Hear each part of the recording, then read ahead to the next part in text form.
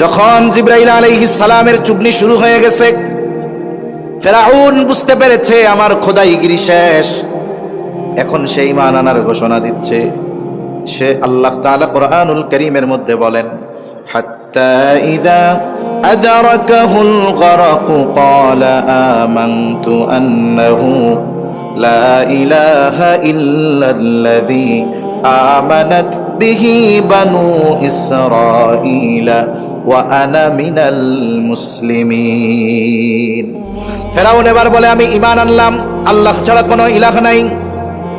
বনি ইসরাইল যার উপরে ঈমান এনেছে আমিও তার উপরে ঈমান আনলাম, আমি তো মুসলমানদেরই একজন।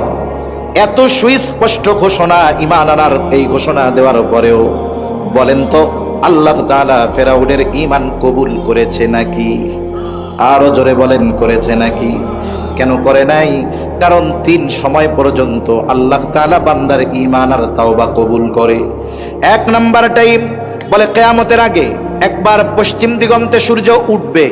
এখন তো পশ্চিমে সূর্য ডুবে, কিয়ামতের আগে একবার পশ্চিম দিকে সূর্য উঠবে। যেই দিন পশ্চিম দিকে সূর্য উঠবে ওর আগের রাতটা হবে অনেক লম্বা রাত। মানুষেরা, বাচ্চারা কান্নাকাটি করবে, গরু ছাগলগুলো আওয়াজ করতে থাকবে। দীর্ঘ রাতের অবসান ঘটবে পশ্চিম দিক দিয়ে সূর্য ওঠার মাধ্যমে।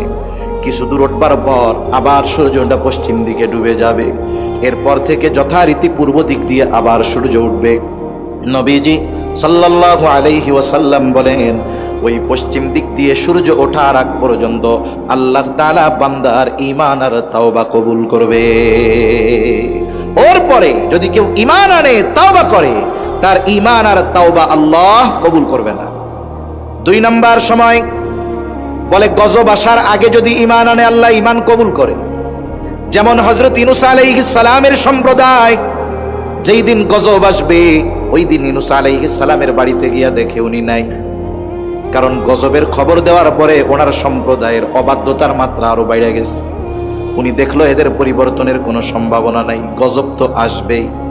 আবার আল্লাহ তাআলা অতীতের অবাধ্য জাতিকে গজব দেওয়ার আগে ওই এলাকায় যাকে নবী হিসাবে আল্লাহ প্রেরণ করতেন, নবীকে আগে নিরাপদ জায়গায় সরাইতেন, এরপরে আল্লাহ গজব দিতেন।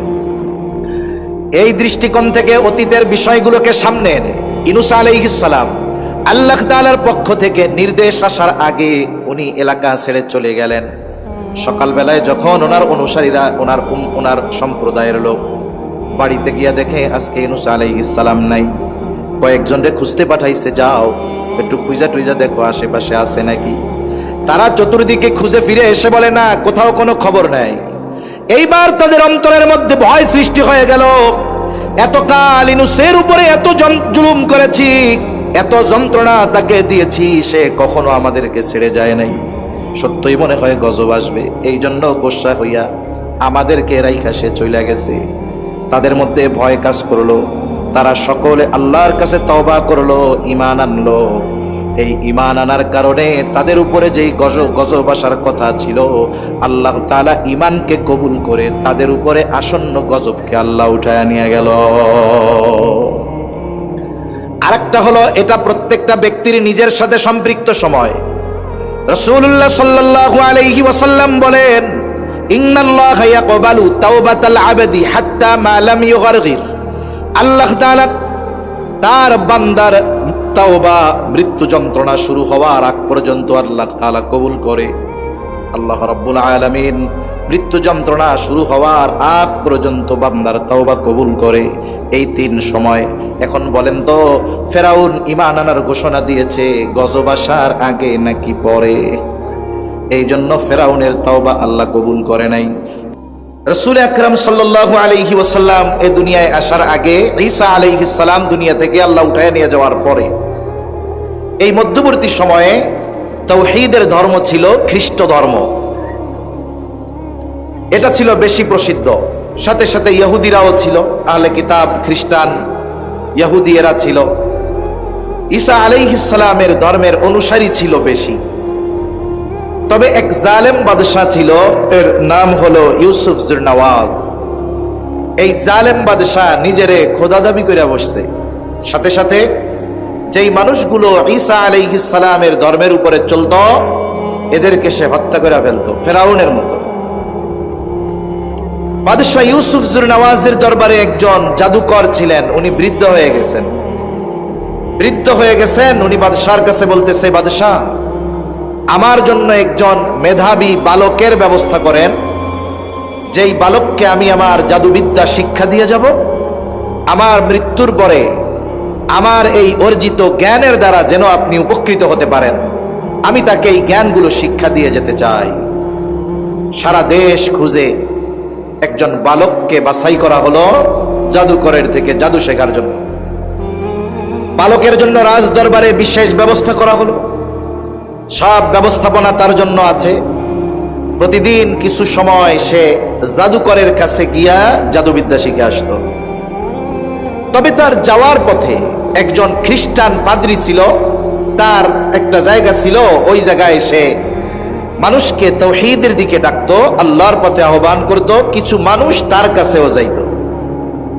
উৎসুক বালক চিন্তা করলো, আমার তো জাদুকরের কাছে যাওয়া ছাড়া শেখা ছাড়া আর কোনো কাজ নাই, আমি দেখি তো এই লোকটা মানুষকে কি শেখায়। ও এইবার ওই পাদ্রীর কাছেও যায়, জাদুকরের কাছেও যায়। পাদ্রীর বিষয়গুলোও তার খুব দিলে ধরছে। একটা সময় মোটামুটি আল্লাহর প্রতি সে ঈমান আনছে, কিন্তু সে বাদশার হাতে তো বাধা, এজন্য জাদুকরের কাছেও যায়, আবার এই পাদ্রীর কাছেও যায়। তবে দুইটা জিনিস থেকে যে কোনো একটা জিনিসই তো বাস্তবে হক হবে, ঠিক কিনা বলেন? একটাই তো সত্য হবে, তবে কোনটা সত্য সে সুনিশ্চিত হতে চায়, এটা তার মনের চাহাত। এই সুযোগও একদিন এসে গেল। একদিন সে যাচ্ছে, যাওয়ার পথে একটা বাঘ চলাচলের পথের উপরে বসে আছে, পথ ঘিরে বসে আছে একটা বাঘ। স্বাভাবিকভাবে যদি খেপা দুই চারটা কুকুর রাস্তার মধ্যে থাকে, ওই রাস্তায় তো চলতে গিয়া ইয়া নাফসি বলা লাগে, ঠিক কিনা বলেন? আর বাঘ যদি বসে থাকে অবস্থা কি হবে? মানুষ খুব চিন্তা এবং ভয়ের মধ্যে আছে, কেউ চলাচল করতে পারে না। এইবার এই বালক চিন্তা করলো, আজকে আমার পরীক্ষা করার একটা সুযোগ আসছে। বালকটা হাতের মধ্যে ছোট্ট একটা পাথর নিয়েছে।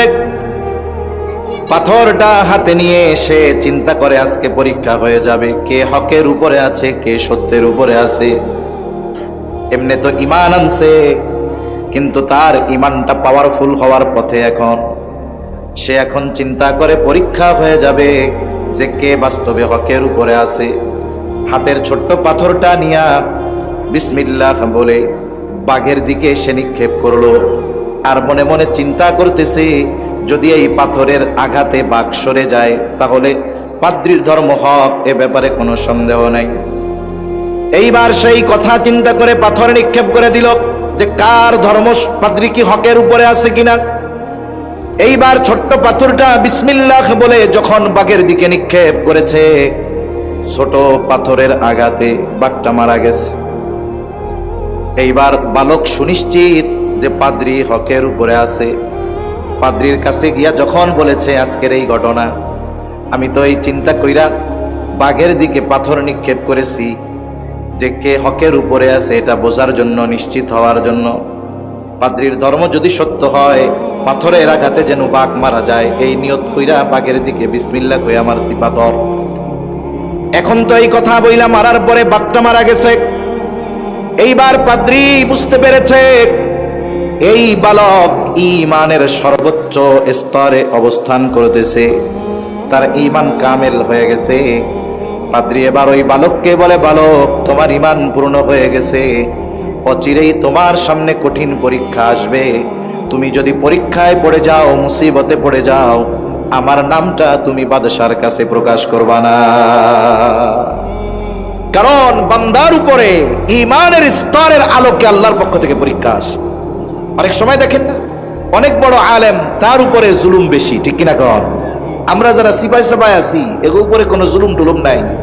আবার অনেকে এইটাও কয়, ওনাদের খালি জেল জুলুম হয় কেন, আমাদের তো হয় না। বলে বেটা, ওনার মতো ঈমান তো তোর নাই, এই জন্য তোর উপরে জুলুম আসে না, ঠিক কিনা কন?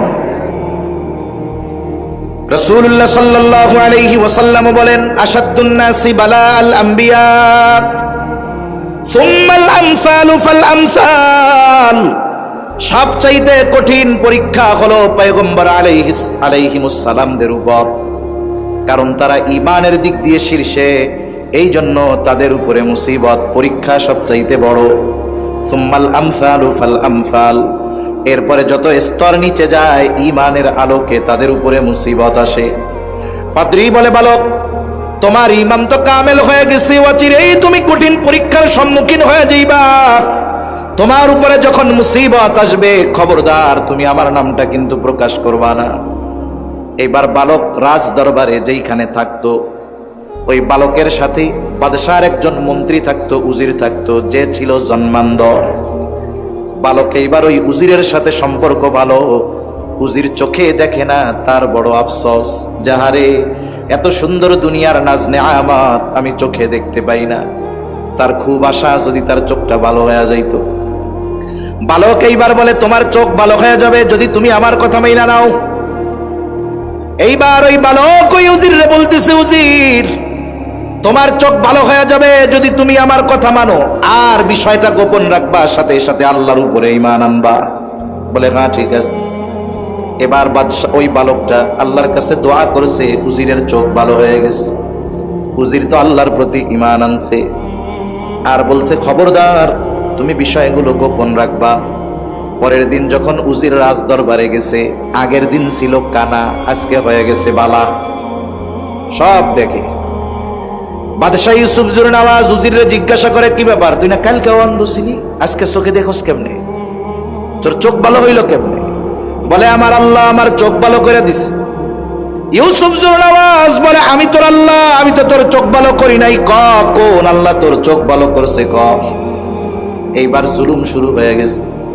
একটা সময় উজির বইলা দিছে, তোমার যে জাদু শিখতে যেই বালকটারে রাখছিলা, ওর নাম তাফাস করে দিছে যে ওর মাধ্যমে আমার চোখ ভালো হইছে, ও এক আল্লাহর উপরে ঈমান এনেছে, আমিও এক আল্লাহর উপরে ঈমান এনেছি।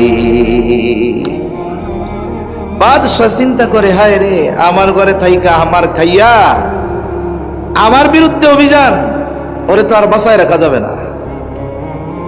এইবার বাদশার সাথে শুরু হয়ে গেল বালকের লড়াই। বাদশাহ চিন্তা করে, ও যদি বেঁচে থাকে তাহলে আমার খোদাইগিরি চলবে না। বাদশার সবচাইতে বড় প্রতিপক্ষে পরিণত হয়ে গেল এই বালক। কি করতে হবে? বলে এরে দুনিয়া থেকে শেষ করে দেওয়া লাগবে। এইবার এক গ্রুপ দিয়া তাকে হত্যা করার জন্য পাঠায়া দিছে পাহাড়ের উপরে, উঁচু পাথরের পাহাড় থেকে তাকে ফেলে দেওয়া হবে। সে নিচে পড়ে যাবে, পাথরের আঘাতে ছিন্ন বিচ্ছিন্ন হয়ে মারা যাবে। তা যারা নিয়ে গেছে তারে মারার জন্য আল্লাহ পাহাড়ের মধ্যে কম্পন সৃষ্টি করে দিছে। সবগুলা পইড়া মইরা শেষ। আল্লাহ তাআলা বালককে হেফাজত করছে। সুস্থ অবস্থায় বালক বাদশার দরবারে হাজির। বাদশাহ ওরে দেখা বলে, কিরে, তোরে না মাইরা ফেলাইতে পাঠাইলাম, তুই এইখানে গে? বলে, তোর সাথে যাদেরকে পাঠাইছিলাম তারা কই? বলে, তারা সব শেষ, তুই বাঁচলি কেমনে? বলে, আমাকে বাঁচিয়েছেন আমার আল্লাহ। যার যারে ভালো লাগে না তার কথা যদি ওর সামনে উচ্চারণ করেন, তাইলে দেখবেন যতবার নাম শুনবে ততবার কলিজার মধ্যে কেমন জানি আগুন জ্বলা উঠবে, ঠিক না? আগুন জ্বলা উঠবে। বাদশাহ আর এক গ্রুপকে দায়িত্ব দিছে, যাও ওরে সমুদ্রের মধ্যে ফালায় দিয়ে আসবা, সমুদ্রের প্রাণীর খাবার হয়ে যাবে। এইবার এক গ্রুপ তারে নৌকা নিয়া গভীর সমুদ্রের মধ্যে চলে গেছে। আল্লাহ তাআলা সমুদ্রের মধ্যে ঢেউ উঠায়া দিয়েছে, ঝড় উঠায়া দিছে। যারা মারতে নিয়ে গেছে তারা সমুদ্রে পড়ে মরে শেষ। আল্লাহ তাআলা তাকে সুস্থ অবস্থায় তীরে পাঠায়া দিছে। কোন আল্লাহু আকবার। সুস্থ অবস্থায় বালক বাদশার সামনে হাজির। বাদশাহ এবার বলে, কিরে, তোরে না মারতে পাঠাইলাম, তুই এখন কিভাবে আসলি? আর তোরে যাদের সাথে পাঠাইছি তারা কোথায়? বলে, তারা সব শেষ, তুই বাঁচলি কেমনে? বলে, আমাকে বাঁচিয়েছেন আমার আল্লাহ। বাদশার সামনে যে নিজেরে খোদা দাবি করতেছে, ওর সামনে যখন আল্লাহর কথা বলবে তখন ওর তো আর সহ্য হবে না। ফেরাউনের কাছে যখন আল্লাহ তাআলা মুসা আলাইহিস সালাম আর হারুন আলাইহিস সালাম দুইজনের দায়িত্ব দিছে, যাও তোমরা, ফেরাউন তো সীমা লঙ্ঘন করে ফেলছে, তোমরা দুইজন গিয়া তার দাওয়াত দাও। সে নিজের রব দাবি করতেছে, তোমরা তাকে গিয়ে এক রবের দাওয়াত দাও। ফেরাউন আমি আপনি আল্লাহরে যত চিনি তার চাইতে বেশি ভালো চিনতো ফেরাউন। এজন্য সে দিনের বেলা নিজে বলতো আনা রব্বুকুমুল আলা, আর রাতের বেলা পা উপরে দিয়া মাথা নিচে দিয়া আল্লাহরে কইতো, আল্লাহ আমি জানি তুমিই রব, কিন্তু আমি দুনিয়া চাই। তাইলে ফেরাউন আমার আপনার চাইতে আরো ভালো চিনে না আল্লাহরে? এবার মুসা আর হারুন আলাইহিস সালাম দুইজন গিয়ে দাওয়াত দিচ্ছে, এক রবের দাওয়াত। ওর ভাবভঙ্গি কি, জবাব কি? বলে ক্বালা ফামার রাব্বুকুমা ইয়া মুসা, হে মুসা তোমাদের রব সে আবার কে? তার মানে নিজে মানুষের সামনে নিজেকে রব দাবি করে, এক আল্লাহর কথা যখন তাকে বলা হয় তার আর সহ্য হয় না। ইউসুফ জুরনাওয়াজ যখনই বলে আমাকে বাঁচিয়েছেন আমার আল্লাহ, তার সহ্য হয় না। এইবার মারার নেশায় সে বিভোর।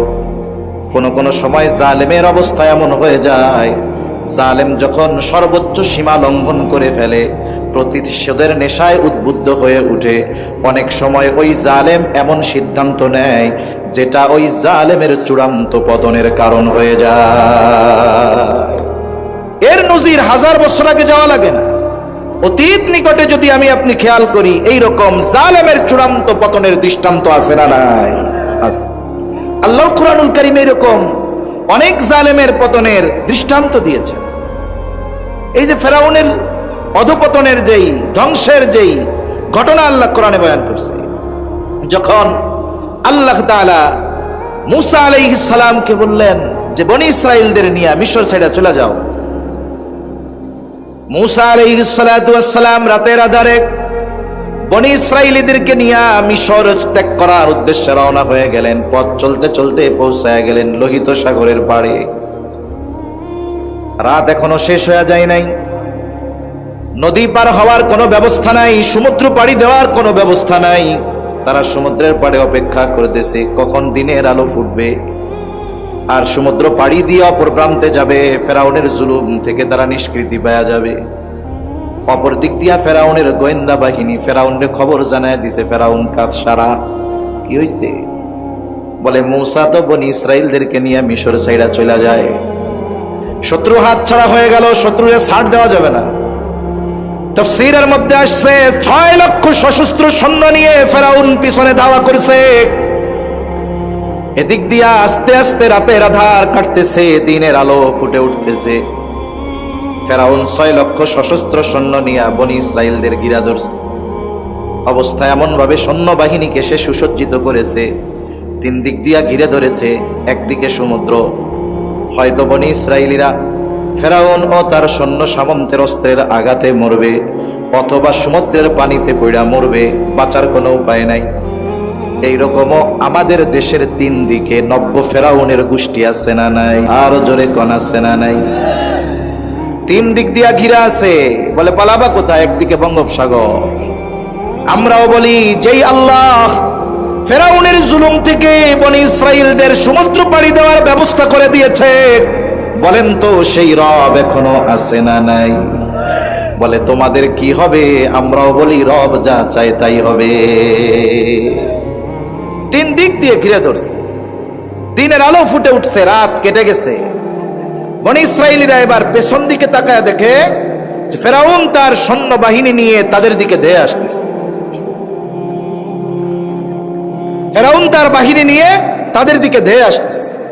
বলেন তো ওই পরিস্থিতিতে তাদের অবস্থা কি হবে? একটু আগে ভাবছিল কোনো মতে সমুদ্র পাড়ি দিতে পারলে বেঁচে গেলাম, এখন তো আর বাঁচার উপায় নাই। একদিকে সমুদ্র আর 3 দিক দিয়ে তারা, বাঁচার উপায় নাই। তাদের সাথে লড়াই করে বাঁচবো, আমাদের সাথে তো অস্ত্র নাই। ওই অবস্থার কথা আল্লাহ তাআলা কুরআনুল কারীমের মধ্যে বর্ণনা করেন। সূরা শুআরার মধ্যে আল্লাহ তাআলা বলেন ফালাম্মা তারাআল জামআনি ক্বালা আসহাবু মূসা ইন্না লামুদরাকুন। আল্লাহ তাআলা বলেন যখন একদল অপর দলকে দেখতে পাইল, ফেরাউনের বাহিনী মূসা আলাইহিস সালাম আর তার উম্মতদেরকে দেখে, আর বনি ইসরাইলেরও দেখে যে ফেরাউন তার বাহিনী আসতেছে, 2 দলের মধ্যে দেখা দেখি হয়ে গেছে। মূসা আলাইহিস সালামের উম্মতেরা এবার সর্বোচ্চ হতাশ। তারা চিন্তা করছে আমাদের আর কোনো বাঁচার উপায় নাই। এই জন্য মূসা আলাইহিস সালামকে বলতেছে, ইন্না লামুদরাকুন, মূসা আমরা ধরা পড়ে গিয়েছি। বলেন তো এখনো ধরা পড়ছে নাকি? জোরে কন, পড়ছে? ঘুম আসতেছে নাকি আপনাদের? আর একটা তাকবীর দাম তো, নারায়ে তাকবীর। আরো জোরে, নারায়ে তাকবীর। মাশাআল্লাহ, এই তো চলবে। এখনো ধরা পড়ে নাই, কিন্তু ধরা পড়ে গিয়েছি। ইন্না লামুদরাকুন, আমরা ধরা পড়ে গেছি, নিশ্চয় আর বাঁচার উপায় নেই। কেন?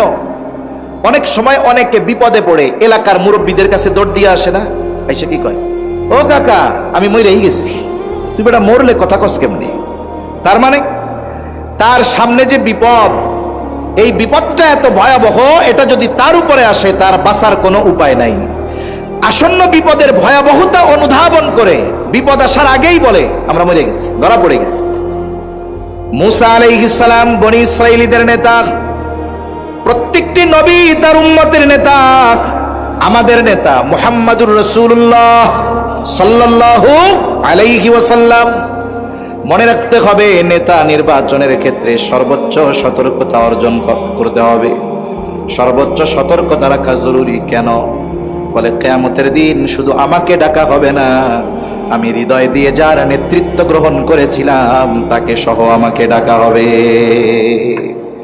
আমি মূলত যাকে নেতা হিসাবে ধরেছি তাকে সহ আমাকে ডাকা হবে। আল্লাহ তাআলা বলেন, ইয়াউমা নাদউ কুল্লা উনাসিম বিইমামিহিম, প্রত্যেকটা মানুষকে তার নেতা সহ ডাকা হবে, ইমাম সহ ডাকা হবে। আমরা ইমাম বলতে তো মসজিদের ইমাম বুঝি, মূল নেতার কথা বাদ দেন। যদি শুধু আমার ইমাম সহ আমারে ডাকে, আমাকে বাঁচার উপায় নাই, ঠিক কিনা বলেন? ইমাম প্রথমেই বলবে আমার ওজিফা বেতন ঠিক মতো দেয় নাই, আমাকে আমার মেম্বারে হক কথা কইতে দেয় নাই, আমাকে নেতা হইলাম কেমনি? তাহলে মূল নেতৃত্ব যারটা আমি গ্রহণ করেছি তাকে সহ আমাকে কিয়ামতে ডাকা হবে। আমার আপনার নেতা যদি সেই দিন মুহাম্মাদুর রাসূলুল্লাহ হয়ে যায়, বলেন তো কোনো চিন্তা আছে নাকি? চিন্তা নাই। নেতৃত্বের কিছু গুণাবলী আছে, এর মধ্যে অন্যতম একটি গুণ হলো প্রত্যেকটি নেতা তার কর্মীর জন্য নিবেদিত প্রাণ হবেন। তার কর্মী, তার অনুসারীরা বিপদে পড়লে এই মুসিবতে রেখে তিনি পালিয়ে যাবেন না। কিন্তু আমরা দেখি যখন বিপদে পড়ে কর্মীরা সব মরে, নেতারা ইউরোপ আমেরিকায় গিয়া বিলাসী জীবন যাপন করে, ঠিক কিনা কম? কেন করে জানেন? খোঁজ নিয়ে দেখবেন আমাদের দেশে সবাই না, বিপুল সংখ্যক নেতাদের পরিবার দেশে থাকে না, সব বিদেশে। কোন বড় বড় অধিকাংশ নেতার সন্তানেরা এই দেশে লেখাপড়াও করে না। কেন করে না জানেন? জানে ঢাকা ইউনিভার্সিটিতে যদি আমার ছেলেরে পড়তে দেই ও সন্ত্রাস হবে, শিক্ষিত হবে না, ঠিক কিনা কম?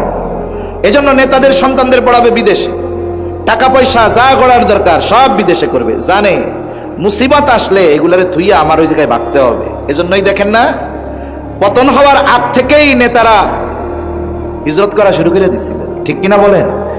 কিন্তু যারা অনুসরণকারী কর্মী, এরা এতটুকু চিন্তা কেন করে না?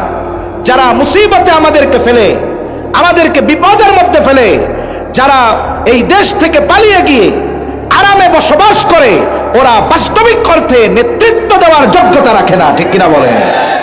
যদি এরা কর্মী বান্ধব নেতা হতো, জীবন দিয়ে দিত, সামনে দাঁড়িয়ে যেত, বুকে বুলেট পেতে নিত, তবুও পলায়ন করতো না, ঠিক কিনা বলেন? এজন্য জাগতিক জগতেও যদি নেতা ধরেন, একটু বাইসে শুনে ধরেন যে আপনি বিপদে পড়লে সে আপনার পাশে দাঁড়াবে কিনা।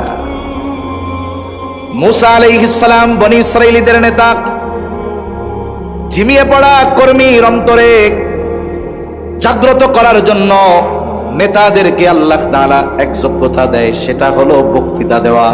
আল্লাহ তাআলা প্রত্যেকটা নবীকে এই যোগ্যতা দিয়েছেন। মূসা আলাইহিস সালামকে যখন ফেরাউন শিশুকালে পরীক্ষা করতে চেয়েছে যে আসলে ও আমার দুশমন কিনা, এক পাশে রাখছে স্বর্ণ আর এক পাশে রাখছে আগুন। স্বর্ণের দিক হাত গেছে, ফিরিস্তা এসে কয় ওই দিকে দিস না, আগুনে দে।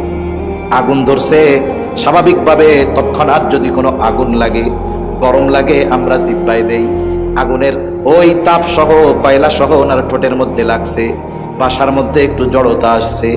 যখন নবুয়ত দেওয়ার কথা আল্লাহ তাআলা বলেছে, আল্লাহ তাআলার কাছে মূসা আলাইহিস সালাম এই জড়তা দূর করার জন্য ফরিয়াদ করেছে, দোয়া করছে যে আমার জবানের মধ্যে আপনি তারাক্কি দেন, স্পষ্টতা দান করেন। এজন্য প্রত্যেকটা নবীকে আল্লাহ তাআলা বলার যোগ্যতা দিয়েছে।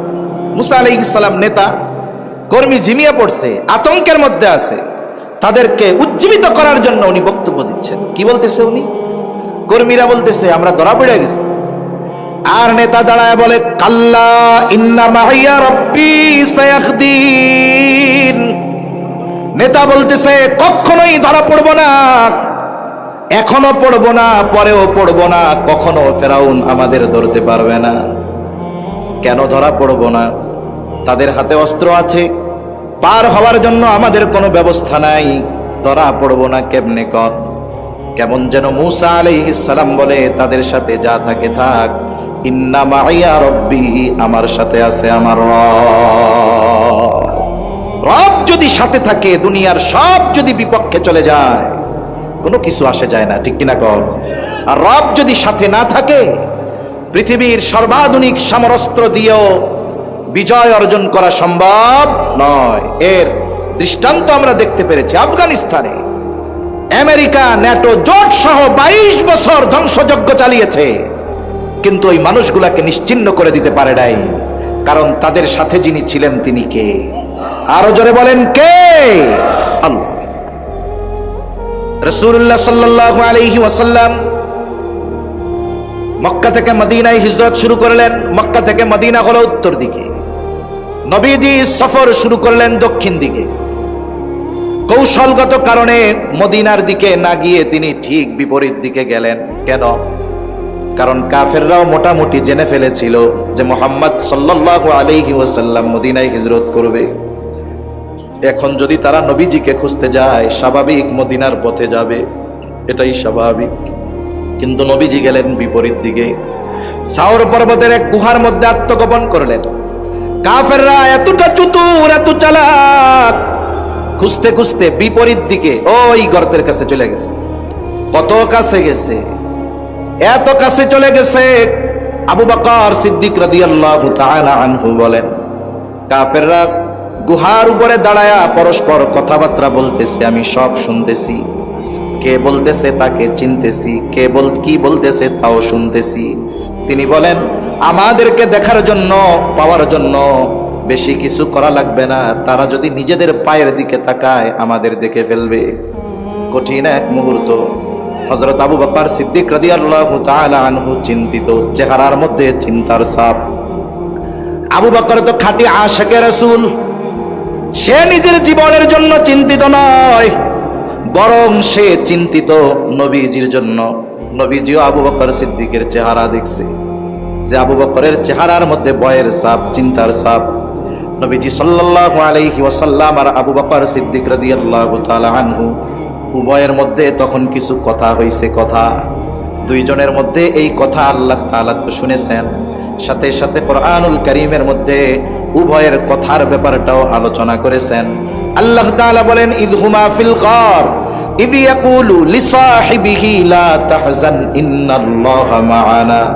নবীজি সাল্লাল্লাহু আলাইহি ওয়াসাল্লাম আবু বকর সিদ্দিক রাদিয়াল্লাহু তাআলা আনহুর এই চিন্তিত চেহারা, ভীতির চেহারা দেখে বলতেছে, আবু বকর লা তাহজান, তুমি কোনো চিন্তা করো না, এই গর্তে শুধু তুমি আর আমি দুইজন নয়, আমাদের সাথে তৃতীয় জন যিনি আছেন তিনি কে?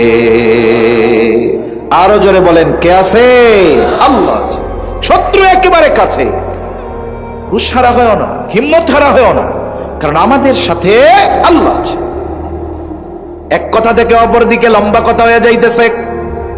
মূসা আলাইহিস সালাম বললেন, ক্বালা কাল্লা ইন্না মাইয়া রাব্বি সায়াহদিন, আমার রব আমার সাথে আছে, সামনের পথ অচিরেই তিনি দেখায় দিবেন। আল্লাহু আকবার বলেন।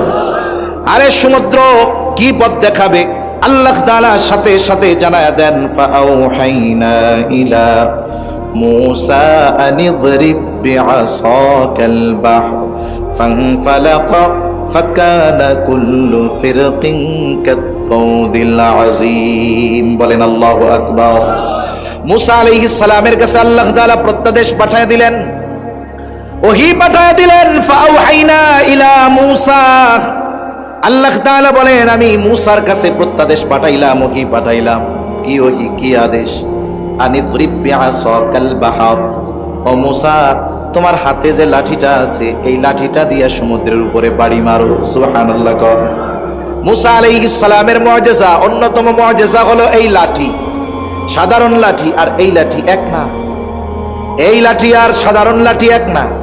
আল্লাহ তাআলার পক্ষ থেকে মুসা আলাইহিস সালামের মুআজিজা ছিল লাঠি। এই লাঠি ছাইড়া দিলে এটা বিশাল আকারে সাপে পরিণত হয়ে যাইত। মুসা আলাইহিস সালাম আল্লাহরে বলেন না, আল্লাহ এই সমুদ্রের মধ্যে লাঠি দিয়া বাড়ি দিলে কি হবে? বরং আল্লাহ তাআলা আদেশ করেছে, মুসা আলাইহিস সালাম সাথে সাথে আল্লাহর আদেশ মোতাবেক সমুদ্রের উপরে বাড়ি দিয়ে দিয়েছে। একটা লাঠির আঘাতে সমুদ্রের ওই বিশাল তরঙ্গ ঢেউয়ের মধ্যে কিছুই হবে না। ইমানদারের কাজ কি? ইমানদারের কাজ হলো আল্লাহর পক্ষ থেকে যখন সুস্পষ্ট কোনো নির্দেশনা আসে ওই নির্দেশ মানার ক্ষেত্রে যুক্তির পেছনে না দৌড়িয়ে আল্লাহর ওই আদেশ মেনে নেওয়াটাই হলো ইমানদারের কাজ। যদি আল্লাহর আদেশ আসার পরে কেউ যুক্তির পেছনে পড়ে যায় তাহলে শয়তান তাকে বশ করে ফেলবে। কারণ আল্লাহ তাআলা যখন আদম আলাইহিস সালামকে সিজদার আদেশ দিয়েছেন, সমস্ত ফেরেশতাকুল সহ আযাজিল সহ আদম আলাইহিস সালামকে সিজদা করার নির্দেশ দিয়েছিলেন কে? জোরে বলেন। আল্লাহ রাব্বুল আলামিন আদেশ করলেন, উসজুদু লি আদম, তোমরা সবাই আদমকে সিজদা করো। ফাসাজাদু ইল্লা ইবলিস, সবাই সিজদা করলো ইবলিস ছাড়া। ইবলিস সিজদা করে নাই। আল্লাহ তাআলা জিজ্ঞাসা করে, ক্বালা মা মানাআকা আন তাসজুদা লিমা আমারতুক, কোন জিনিসে তোমাকে আমার আদেশ মান্য করতে বাধা দিল? এইবার ইবলিস আদেশ অমান্য করার যৌক্তিকতা তুইলা ধইরা কয়, ক্বালা আনা খায়রুম মিন খলাকতানি মিন নার ওয়া খলাকতাহু মিন তিন।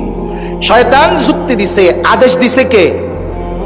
আদেশ অমান্য করে যুক্তি প্রদর্শন করতেছে, আমি তার চাইতে ভালো, আমারে বানাইছেন আগুন দিয়া, ওরে বানাইছেন মাটি দিয়া, এই জন্য আমি ওর চেয়ে ভালো, এই জন্য সিজদা করি নাই। তাহলে আল্লাহ তাআলার আদেশ, সুস্পষ্ট আদেশ আসার পর ওই আদেশ অমান্য করে যুক্তির পেছনে দৌড়ানো, এটা ইমানদারের কাজ হতে পারে না, ওটা ইবলিস শয়তানের কাজ। ঠিক কিনা করে? মুসা আলাইহিস সালাম সাথে সাথে সমুদ্রের উপরে আঘাত করলেন।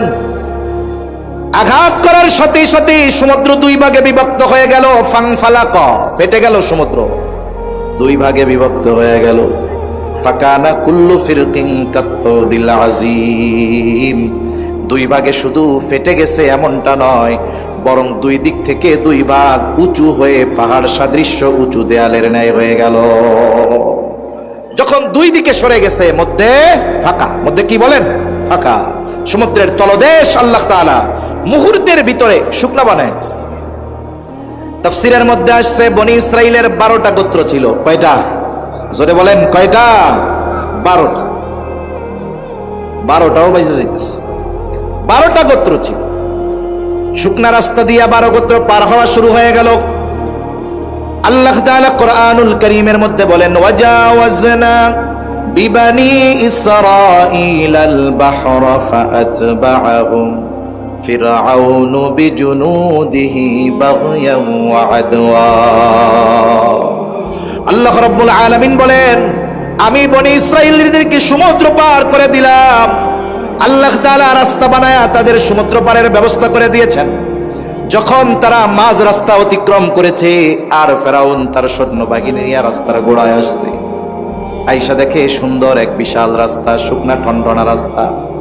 ফেরাউন খুব ভালো মতো জানে যে এই রাস্তা দিয়ে বনি ইসরাইলীরা নিরাপদ গন্তব্যে চলে যাবে। তাদের জন্য এই রাস্তা যেমন নিরাপদ, তার চাইতে এই রাস্তা আমার জন্য বেশি বিপদ। এরপরেও কি করলো ফেরাউন?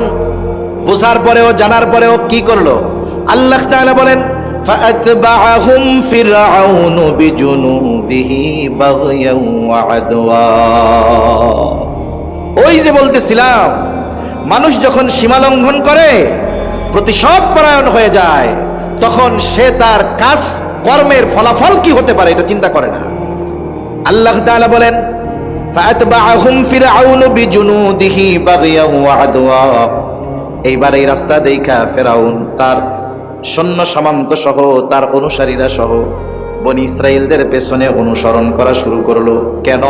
আল্লাহ বলেন বাগিয়ান ওয়া আদওয়া, সীমা লঙ্ঘন করে শত্রুতা বশত বনি ইসরাইলীদেরকে সমূলে নিশ্চিহ্ন করে দেওয়ার নেশায়, হত্যার নেশায়, রক্তের নেশায় যখন সে তার সৈন্য সামন্ত সহ বনি ইসরাইলীদের পেছনে অনুসরণ করা শুরু করছে, মুসা আলাইহিস সালাম তার উম্মতদেরকে নিয়ে ওই পাড়ে উঠে গেছে, আর ফেরাউন তার বাহিনী নিয়ে পৌঁছায় গেছে মাঝ দরিয়ায়। বলেন তো, রাস্তা আল্লাহ যাদের জন্য বানাইছে তাদের ব্যবহার শেষ, এখন আর রাস্তার দরকার আছে? জোরে বলেন, আছে? নাই। আল্লাহ তাআলা পানিকে আদেশ করলেন, পানি তুমি আগের অবস্থায় ফিরে যাও। আল্লাহ তাআলা হলেন এমন এক মহান সত্তা, যখন তিনি কোনো কিছু ইচ্ছা করেন শুধু বলেন হও, সেটা তৎক্ষণাৎ হয়ে যায়। আল্লাহ তাআলা বলেন ইন্নামা আমরুহু ইযা আরাদা শাইআন আন ইয়াকুলা লাহু কুন ফায়াকুন। আল্লাহ তাআলা যখন কিছু ইচ্ছা করেন, যখন কিছু করতে চান, শুধু বলেন কুন হও, ফায়াকুন, সেটা তৎক্ষণাৎ হয়ে যায়। বলেন আল্লাহু আকবার। আল্লাহ তাআলা পানিকে আদেশ দিলেন, পানি তুমি আগের অবস্থায় ফিরে যাও। এইবার দুই দিকের ওই উঁচু পাহাড় সাদৃশ্য দেয়ালের ন্যায় পানি একসাথে ফেরাউন আর তার বাহিনীর উপরে পড়ছে। এমন ভাবে পড়ছে একটা সৈন্য নিচের থেকে উপরে আসতে পারে নাই, সব জায়গায় শেষ। কিন্তু আল্লাহ তাআলা ফেরাউনকে সহজে ছাড়বে না। আল্লাহ রাব্বুল আলামিন জিবরাইল আলাইহিস সালাম রে পাঠায়া দিছে, একবারে সমুদ্রের তল থেকে এক টান দিয়া উপরে উঠায় আনছে। চুবনি শুরু হয়ে গেছে। কি শুরু হয়েছে? জোরে কন। চুবনি শুরু হয়েছে। বৃষ্টি আসে, আর একটু আসুক, যদি বেশি আসে আমি কি থাকবো? বৃষ্টি যদি আসেই আপনারাও যাবেন, আমিও যাবো। তাইলে ওই ভাগা যে বৃষ্টিতে লাগবে, ওই ভাগার মতো বৃষ্টি আগে আসুক, এরপরে ভাগি, নাকি কন? এইটুক সিটা বৃষ্টি দেখাই যদি নড়াচড়া আর আমাকে শুরু হয়ে যায়, তাহলে তো কাম হইল না। আর বেশি রাত্রেও করবো না। বৃষ্টি ঘন হলে, বেশি বৃষ্টি হলে তো আপনাদের কষ্ট দিব না ইনশাআল্লাহ। একটু কথা শুনি। এবার সমুদ্রের তলদেশ থেকে এক টানে ফেরাউনের উপরে উঠে আনছে। চুবনি শুরু হয়েছে। আমাদের দেশে মাঝে মধ্যে মুরগিরে জিমানিতে ধরে, দেখছেন না? জিমানি সহজে যায় না, তখন মুরগিরে ধরে নিয়ে পানির মধ্যে চুবনি মারে। 3-4 চুবনি পুকুরের মধ্যে দেওয়ার পরে মুরগিটারে ছাইড়া দিলে, এইবার ফেরাউনরে নিয়ে আসছে উপরে। ওই রকম চুবনি দেওয়া শুরু হয়েছে। যেমন 10 চুবনি খাওয়ার পরে মুরগির ওম ভাঙা যায়, মুরগি এক ঝাড়া দিয়া কয় এখন আমি ঠিক হয়ে গেছি। যখন জিবরাইল আলাইহিস সালামের চুবনি শুরু হয়ে গেছে, ফেরাউন বুঝতে পেরেছে আমার খোদাইগিরি শেষ। এখন সেই ঈমান আনার ঘোষণা দিচ্ছে। সে আল্লাহ তাআলা কোরআনুল কারীমের মধ্যে বলেন, হাত্তা ইযা আদরাকাহুল গরক ক্বালা আমানতু আন্নাহু লা ইলাহা ইল্লাল্লাযী আমানাত বিহি বানু ইসরাঈলা ওয়া আনা মিনাল মুসলিমিন। ফেরাউন এবার বলে আমি ঈমান আনলাম, আল্লাহ ছাড়া কোনো ইলাহ নাই। বনি ইসরাইল যার উপরে ঈমান এনেছে আমিও তার উপরে ঈমান আনলাম। আমি তো মুসলমানদেরই একজন। এত সুস্পষ্ট ঘোষণা, ঈমান আনার এই ঘোষণা দেওয়ার পরেও বলেন তো আল্লাহ তাআলা ফেরাউনের ঈমান কবুল করেছে নাকি? আরো জোরে বলেন, করেছে নাকি? কেন করে নাই? কারণ 3 সময় পর্যন্ত আল্লাহ তাআলা বান্দার ঈমান আর তাওবা কবুল করে। 1 নাম্বার টাইম বলে কিয়ামতের আগে একবার পশ্চিম দিগন্তে সূর্য উঠবে। এখন তো পশ্চিমে সূর্য ডুবে, কিয়ামতের আগে একবার পশ্চিম দিকে সূর্য উঠবে। যেই দিন পশ্চিম দিকে সূর্য উঠবে, ওর আগের রাতটা হবে অনেক লম্বা রাত। মানুষেরা, বাচ্চারা কান্নাকাটি করবে, গরু ছাগলগুলো আওয়াজ করতে থাকবে। দীর্ঘ রাতের অবসান ঘটবে পশ্চিম দিক দিয়ে সূর্য ওঠার মাধ্যমে। কিছু দূর উঠবার পর আবার সূর্যটা পশ্চিম দিকে ডুবে যাবে। এরপর থেকে যথারীতি পূর্ব দিক দিয়ে আবার সূর্য উঠবে। নবীজি সাল্লাল্লাহু আলাইহি ওয়াসাল্লাম বলেন, ওই পশ্চিম দিক দিয়ে সূর্য ওঠার আগ পর্যন্ত আল্লাহ তাআলা বান্দার ঈমান আর তাওবা কবুল করবে। ওর পরে যদি কেউ ঈমান আনে, তাওবা করে, তার ঈমান আর তাওবা আল্লাহ কবুল করবে না। 2 নাম্বার সময় বলে গজব আসার আগে যদি ঈমান আনে আল্লাহ ঈমান কবুল করে। যেমন হযরত ইউনূস আলাইহিস সালামের সম্প্রদায় যেই দিন গজব আসবে ওই দিন ইউনূস আলাইহিস সালামের বাড়িতে গিয়া দেখে উনি নাই। কারণ গজবের খবর দেওয়ার পরে ওনার সম্প্রদায়ের অবাধ্যতার মাত্রা আরো বেড়ে গেছে। উনি দেখলো এদের পরিবর্তনের কোনো সম্ভাবনা নাই, গজব তো আসবেই। আবার আল্লাহ তাআলা অতীতের অবাধ্য জাতিকে গজব দেওয়ার আগে ওই এলাকায় যাকে নবী হিসাবে আল্লাহ প্রেরণ করে দেন, নবীকে আগে নিরাপদ জায়গায় সরাইতেন, এরপরে আল্লাহ গজব দিতেন। এই দৃষ্টিকোণ থেকে অতীতের বিষয়গুলোকে সামনে এনে ইউনূস আলাইহিস সালাম আল্লাহ তাআলার পক্ষ থেকে নির্দেশ আসার আগে উনি এলাকা ছেড়ে চলে গেলেন। সকালবেলায় যখন ওনার অনুসারীরা ওনার সম্প্রদায়ের লোক বাড়িতে গিয়া দেখে আজকে ইউনূস আলাইহিস সালাম নাই, কয়েকজনকে খুঁজতে পাঠাইছে, যাও একটু খুঁজা টুইজা দেখো আশেপাশে আছে নাকি। তারা চতুর্দিকে খুঁজে ফিরে এসে বলে না, কোথাও কোনো খবর নাই। এইবার তাদের অন্তরের মধ্যে ভয় সৃষ্টি হয়ে গেল। এতকাল ইউনূসের উপরে এত জুলুম করেছি, এত যন্ত্রণা তাকে দিয়েছি, সে কখনো আমাদেরকে ছেড়ে যায় নাই। সত্যই মনে হয় গজব আসবে, এই জন্য গোসা হইয়া আমাদেরকে রাইখা সে চলে গেছে। তাদের মধ্যে ভয় কাজ করলো। তারা সকলে আল্লাহর কাছে তওবা করলো, ঈমান আনলো। এই ঈমান আনার কারণে তাদের উপরে যেই গজব আসার কথা ছিল, আল্লাহ তাআলা ঈমানকে কবুল করে তাদের উপরে আসন্ন গজবকে আল্লাহ উঠায় নিয়ে গেল।